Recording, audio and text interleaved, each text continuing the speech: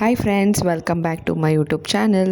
ಯಾರೆಲ್ಲ ಇನ್ನೂ ನನ್ನ ಚಾನಲ್ನ ಸಬ್ಸ್ಕ್ರೈಬ್ ಮಾಡ್ಕೊಂಡಿಲ್ವೋ ದಯವಿಟ್ಟು ಸಬ್ಸ್ಕ್ರೈಬ್ ಮಾಡ್ಕೊಳ್ಳಿ. ಈ ವಿಡಿಯೋದಲ್ಲಿ ನಾನು ಚಿಕನ್ ಲೆಗ್ ಸೂಪ್ ಮಕ್ಳಿಗೆ ಹೇಗೆ ಮಾಡ್ಕೊಡೋದು ಅಂತ ತಿಳಿಸ್ಕೊಡ್ತೀನಿ ಬನ್ನಿ. ಇದಕ್ಕೆ ನಾನು ಇಷ್ಟು ಇಂಗ್ರೀಡಿಯೆಂಟ್ಸ್ನ ತೊಗೊಂಡೆ.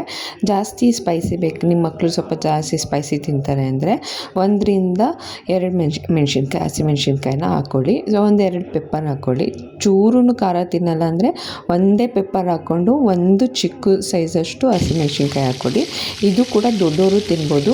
ಸ್ಪೈಸಿನೆಸ್ಸು ಅದು ನೀವು ಎಷ್ಟು ತಿಂತೀರೋ ಅದ್ರ ಮೇಲೆ ಡಿಪೆಂಡ್ ಆಗುತ್ತೆ.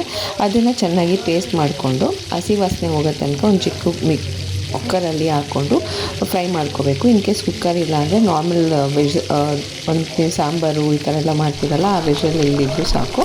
ಇದು ನಾನು ಅರ್ಶಿಣದಲ್ಲಿ ತೊಳೆದಿರೋಂಥ ಚಿಕನ್ನ ನಾನು ಪೇಸ್ಟ್ ಮಾಡ್ಕೊಂಡಿದ್ದೆನಲ್ಲ ಇದಕ್ಕೆ ಹಾಕ್ಕೊಂಡಿದ್ದೀನಿ. ಚೆನ್ನಾಗಿ ಫ್ರೈ ಮಾಡ್ಕೊಂಡಾದಮೇಲೆ ನೀವು ಚಿಕನ್ ಬೇಯೋಷ್ಟು ಕುಗ್ಸ್ಕೋಬೇಕು. ಅದು ಚೆನ್ನಾಗಿ ಕೂಗಿದಾದಮೇಲೆ ನೀವು ಒಂದು ಸತಿ ಓಪನ್ ಮಾಡಿ ನೋಡಿ ಚಿಕನ್ ಬೆಂದಿದೆಯಾ ಅಂತ. ಯಾಕೆ ಅಂದರೆ ಕ್ರಾಸ್ ಚೆಕ್ ಮಾಡ್ಕೊಳ್ಳಿ, ಬಿಕಾಸ್ ಮಕ್ಕಳಿಗೆ